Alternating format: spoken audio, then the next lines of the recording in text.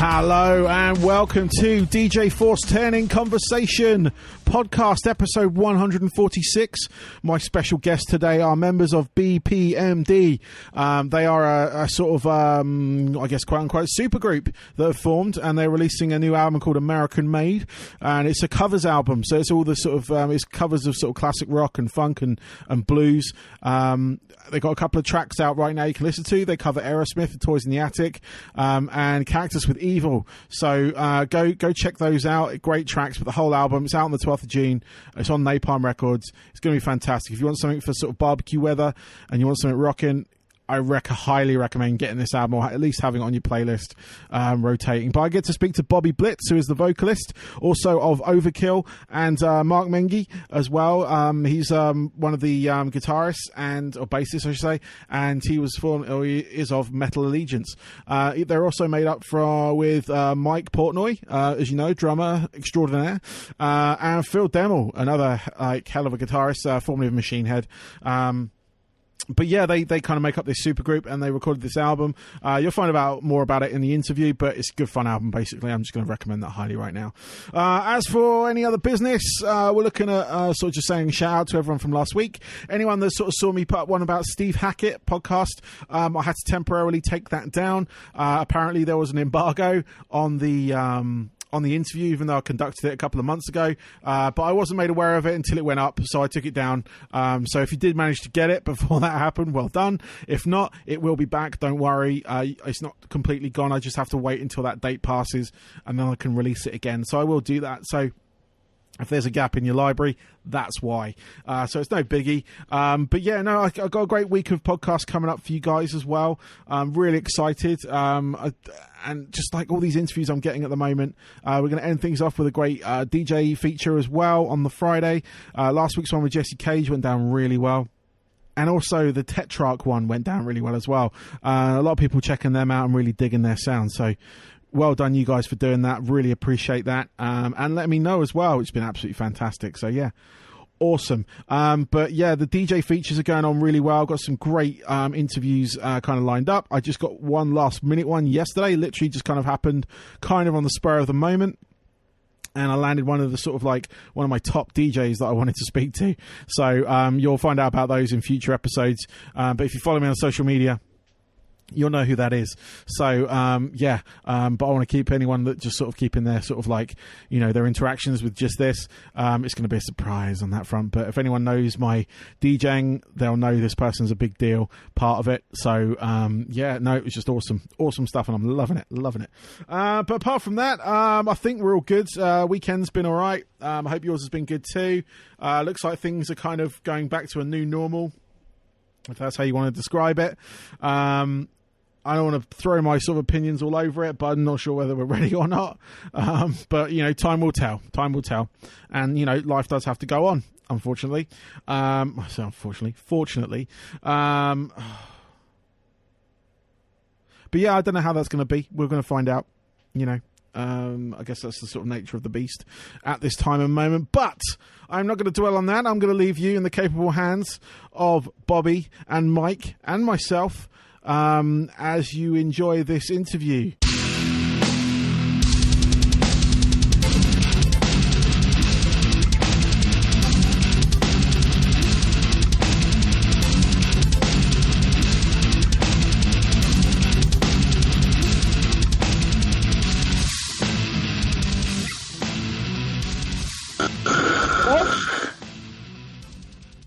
Hello? I think it's a bad connection in New Jersey. You should hang up on him. Oh, I can't hear you. Speak up. Get that cock out of your mouth. Welcome to the Blitz and Menghi show. Yeah, thank you. It's nice to be here. Barnaby called me about an hour ago when I was having an argument. I hope I didn't fucking put you in. I was like, oh, fuck. I was like, 4:30. And I hit the thing, and I'm like, oh, fuck. And I tried to hang up really quick. No, I didn't get Did you hear me? No. Did you hear me? You didn't hear the profanity? Good. No, I heard nothing. No, it's all good. Good. It's all good. Yeah, first off, thank you for doing this, guys. I do appreciate it. I know there's a little bit of confusion earlier, like I said, but that's all, you know. Where else am I going to go? You know what I mean? So, Mark made sandwiches for all of us. We have sandwiches and pints, so help yourself. Oh, fantastic. I could go for a pint. Oh, boy. Could do have a cold one, actually, because it's, where I record this, it's quite warm at the moment. Weirdly, where are you located exactly? I'm about 20-odd miles south of London. Okay. So, yeah, a good sort of 4,000 miles away from you guys, I think. You're over in, New Jersey and New York, right? Yeah. Correct. Yeah. No, I spent some time on the East Coast myself. I lived in Florida for 5 years. I'm sorry to hear that. Yeah. Sorry about that. Yeah. It's certainly an experience I won't forget. So, I gotta say, if you lived in Florida, you realize that most of the dialect down there is exactly the same as Mark's and mine, because most of those pricks are hiding from the police. Is that how they're going down there for the winter? The old snowbirds. So. Yeah, that's true. But yeah, and I was in Tampa, so it wasn't like a bad part, I guess. That's your city. Yeah, it was nice. It was nice. It was good. But back in England now, so back to it's unusually warm weather at the moment, to be honest with you. So yeah, summertime. Cool. So we just sort of just go into this, if that's all right. I mean, pretty standard like interview stuff, really, and then go from there. Sure. Let's have some fun. Cool, excellent. So I'd like to welcome to the show today. I've got Bobby and Mark from the band BPMD. Welcome, guys. Hello. Bobby Blitz from Overkill here. Awesome. No one gives a shit. Come on, you can't curse on the radio show, man. We're on Total Rock in the UK. This is Bobby Blitz from Overkill. Awesome. Welcome. Who? Sorry, I'm done. I'll be serious now.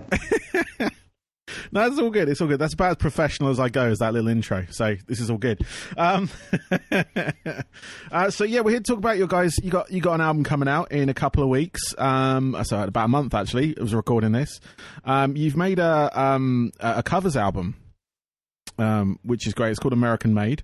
And it's got some absolutely fantastic covers on there. I've had the privilege of streaming that and listening to it, and I really enjoyed it.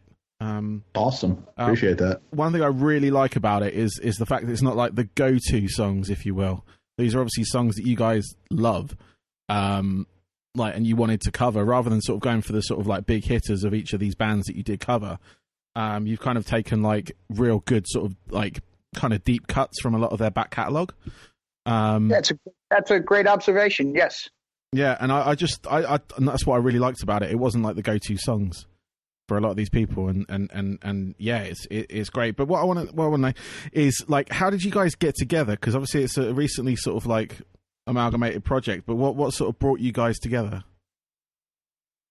Well, last summer, or it was shortly after our July 4th Independence Day holiday. I was just hanging out, summer night, beautiful night here. I live on Long Island, which is, I'm about 40 minutes outside of New York City. Nice.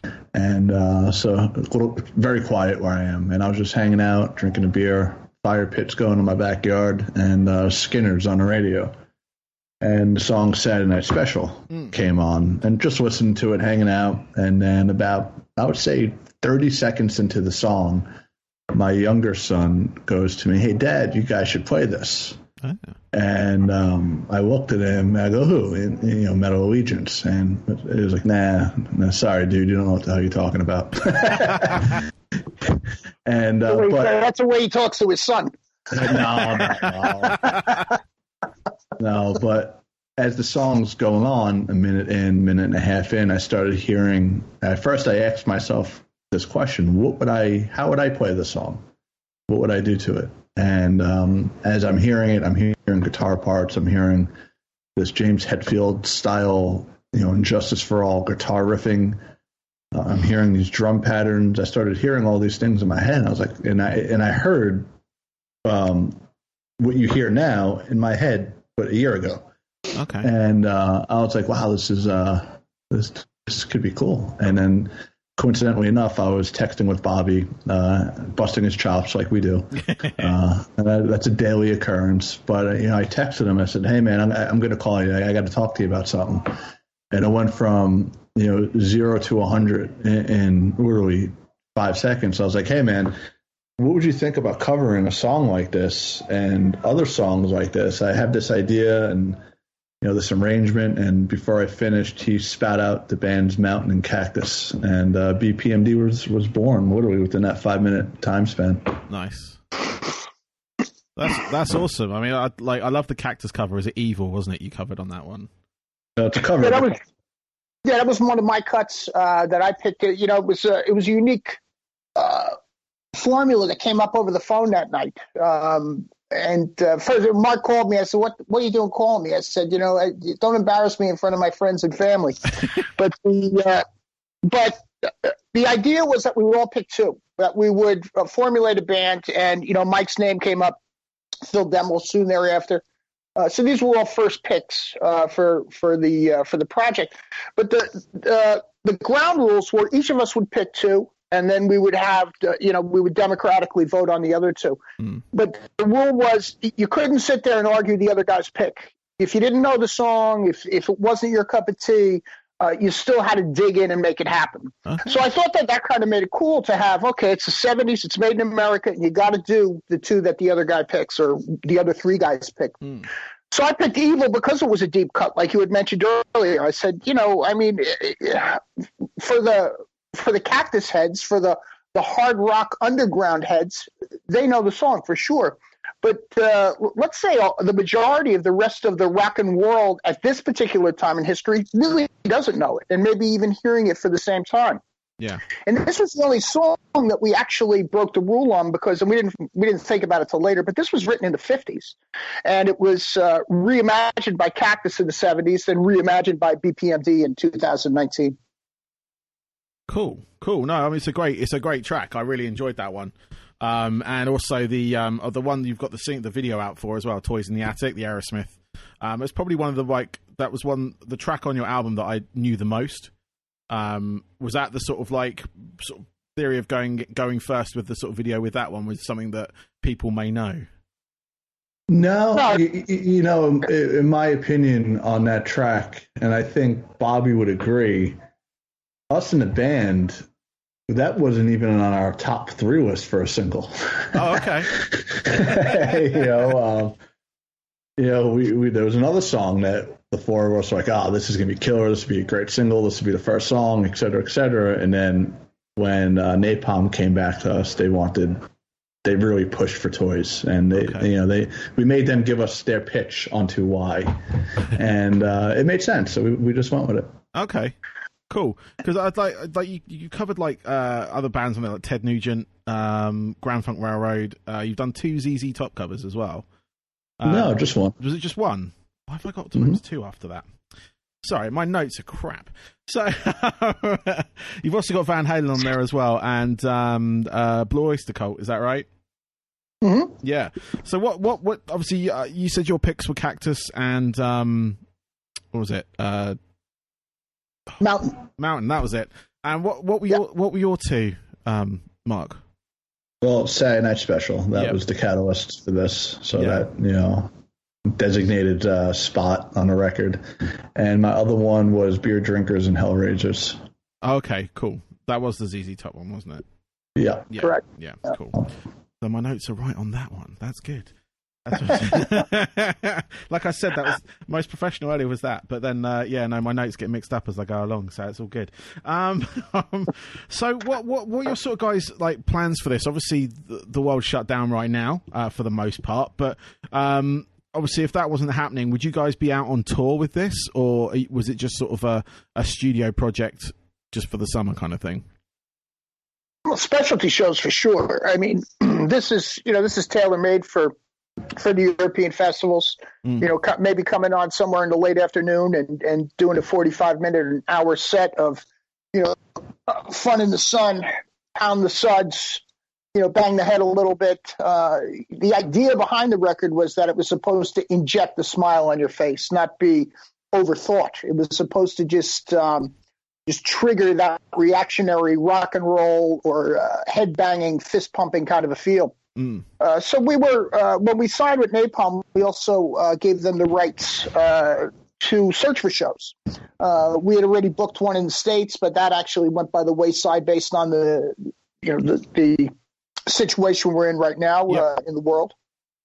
But we had told the guys over at Napalm, we said, "Hey man, plug us into some festivals. That kind of a thing. Get us over to Europe, plug us into some festivals, and let's see where it rolls." So we were very open minded into taking it on the road, or at least doing specialty shows. Okay, cool.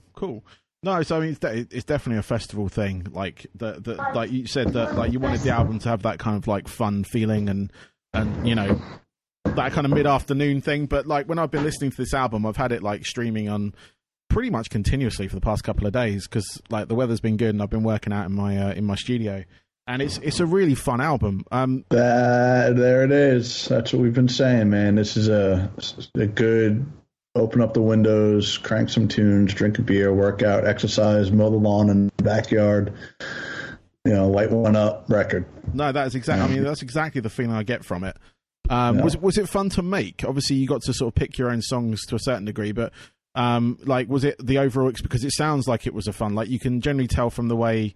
Well, being a former musician myself, you can kind of get a feeling for the way people are playing that they are having fun playing these tunes. Was it a fun experience for you guys?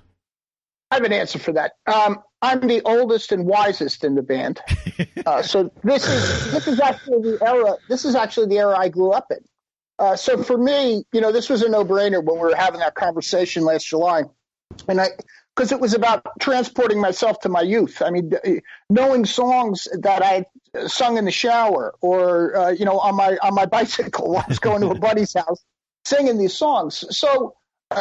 Why did we originally do this? Because it feels good, it feels cool, and it's fun.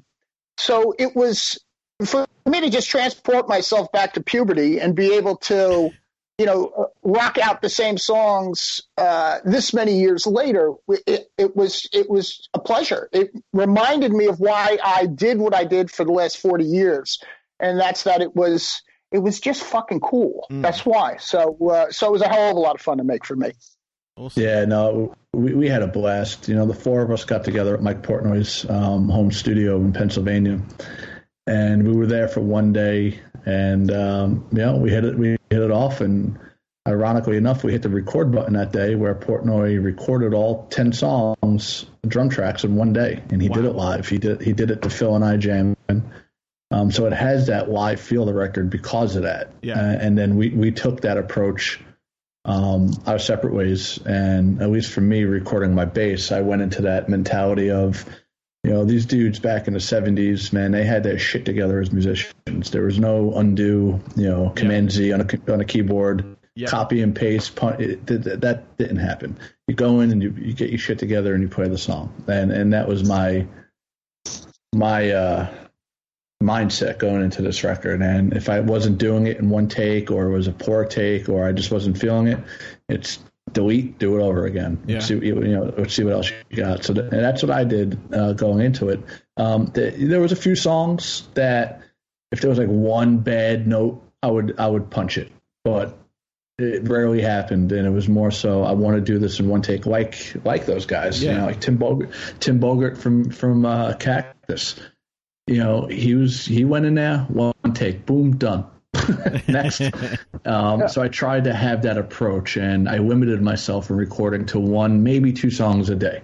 Okay. I could have easily done more, but I really wanted to find my best overall performance for that particular track. I didn't want to neglect one track for the other. I wanted to give each track its own equal dedication. Yeah, no, like I say, it definitely feels that way. Like listening to it, it sounds like like live instrumentation. Whereas like these days, you can get some albums that sound quite, I wouldn't say sterile, but they don't have the sort of like natural. Well, I grew up listening to various sort of 80s bands, 70s bands, stuff like that. So, you can hear that kind of live sound. They are doing it in, say, one take. There isn't too much like processing over it, and this is what I kind of like. It gave me that hint of nostalgia with it as well, which is amazing. Well, a lot of those bands, a lot of bands, and I know Metal Allegiance is one of them. You know, you go to a grid, you go to a click, you go to the grid, you quantize, and you know, especially in thrash metal and whatnot, you know, there's a certain expectation, and so you quantize those drums and you grid them up, and you know, this was not that. We made sure, we had overkill, not overkill. We're all one take wonders. There's a joke in there somewhere. Did you hear? I finally shut him the fuck up. It would have been a long beep. Also, well, it gives it. You know, recording it that way, the way Mark was saying, gives the record authenticity. You know, which is really was the key to this. It was reimagining it, but keeping it authentic and keeping the integrity within, in the cuts, because, like you said, Barnaby, they're deeper cuts, and maybe somewhere out there, some people are hearing these for the first time. Yeah, and that type of authenticity has to be carried across, because that's what was one of the factors that attracted me to it instantly. Rock and roll in its purest sense is not the cut and paste. Rock and roll is that spontaneous explosion of the one take kind of a vibe. Yeah, it's that moment, isn't it? That's what it's built on. It's the moment. And like that's what you get with rock and roll in general is moments rather than sort of like in general sort of like pop music these days. Don't want to go into like an old man rant about it, but you don't get those kind of like moments that you go like you can pick up on. Like there are some records where you can hear mistakes, things like that, but they're part of the song. It's not it's not alien to it. Well, let's just set the record straight. Bobby Blitz is the king of old man rants. Okay, there's no one better. You get out of my fucking yard. You and your friend. You kids get the fuck out of my yard. We're on radio. Watch the language. Watch it. Oh, sorry. Oh, don't worry about the language. Honestly, don't worry. It's internet. No, don't tell him that, man. Oh, okay. Don't tell him. That's what was the angry old man sending soup back in the deli. Oh, man. I got to do this all day with him, man. Oh, well, good luck. Well, I've only got a couple of questions left for you guys because I know you guys got loads of stuff to do on it and that sort of things. But my sort of like last questions are my sort of like the generic ones, if you will. They're sort of like I ask every musician I speak to these ones. But what I want to find out from each of you, because they are about you sort of on a solo basis, that what are your sort of top 3 albums that really kind of influence the musician that you are today? So the one that made you want to pick up the guitar, the one that made you want to sing, things like that. I could start. I have to couple one of them with my first concert. My first real concert was 1975. It was, and I had the record prior. It was the second time that Queen had come over to the U.S. Cool. And it was the Sheer Heart Attack record. Okay. And I saw them in a theater in New Jersey called the Capitol, which is about 3,200 seats. So it's an intimate setting for a band that gained such notoriety. And we're really, at that time, even though the record was diverse, was a real hard rocking, foursome. Yeah. When they got on the stage. I mean, I loved the record. I saw the gig. I knew what I wanted to do right then. Probably the second record, and it's also from that era because this is kind of what I'm cut from, was a record called Rock and Roll Animal by Lou Reed.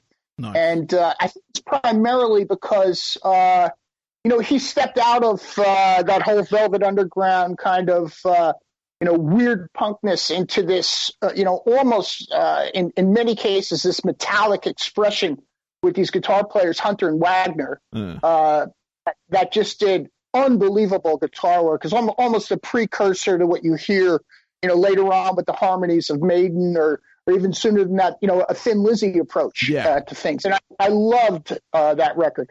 And I always waffle on the third one because, I go in different places, and today I'm kind of feeling, Master of Reality was something that, made everything meaner to me. The tones of guitars, the approach to the lyrics, the approach to the vocals, a life-changing experience with that record. And, I got that when I was like a newspaper boy, just outside of, I lived in New York State growing up, and my father was one of those guys, hey, if you come up with half the money for the bike, I'll get you the other half. You could be a newsboy. I was like, great. And the first thing I did was buy music with any of the money I made. So that record, Master of Reality, was one of my first ones. Excellent choices there. I mean, I love that Queen album. That's one of my favorites of theirs, actually.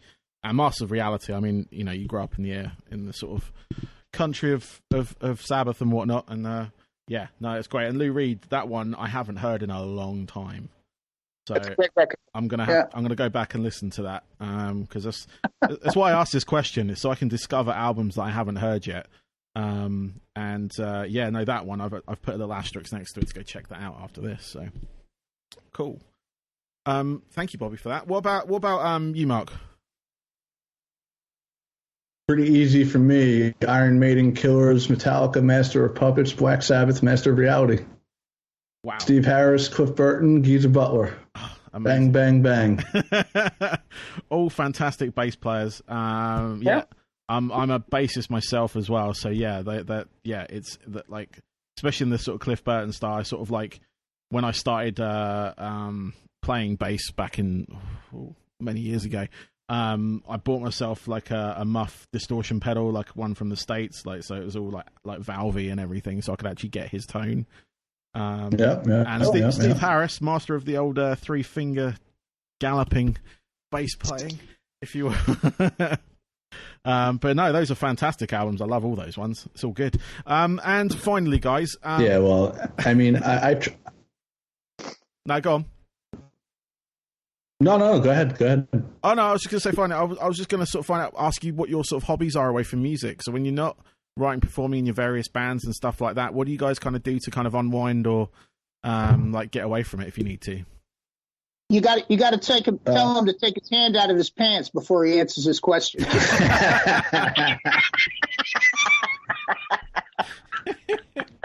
One of my newfound favorite hobbies over the last few years is busting the chops of Blitz over there. Okay. I enjoy waking up and going, how can I mess with him today? No, lately, for me, I love fishing. I'm big into fishing, outdoors stuff. As Bobby knows, I like to go on my little kayaking adventures.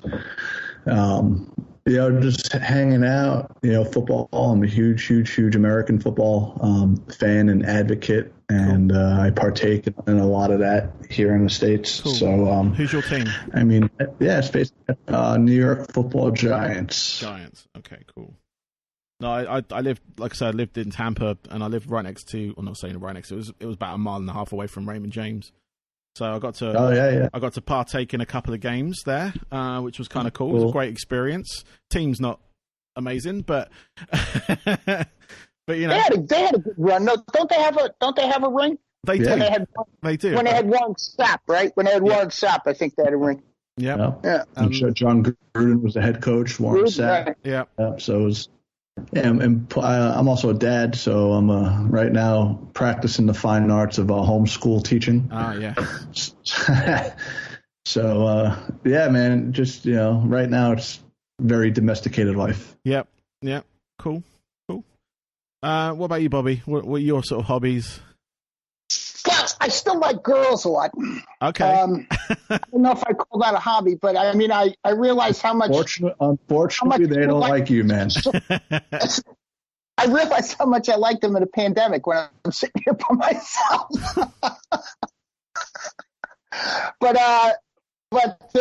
Honestly, I like good company and et cetera. I'm an engine guy.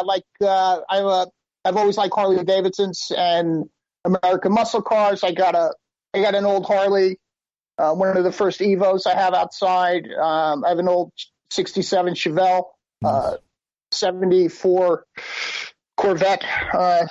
So I like doing that stuff. I mean, it keeps my head together. It actually helps me write.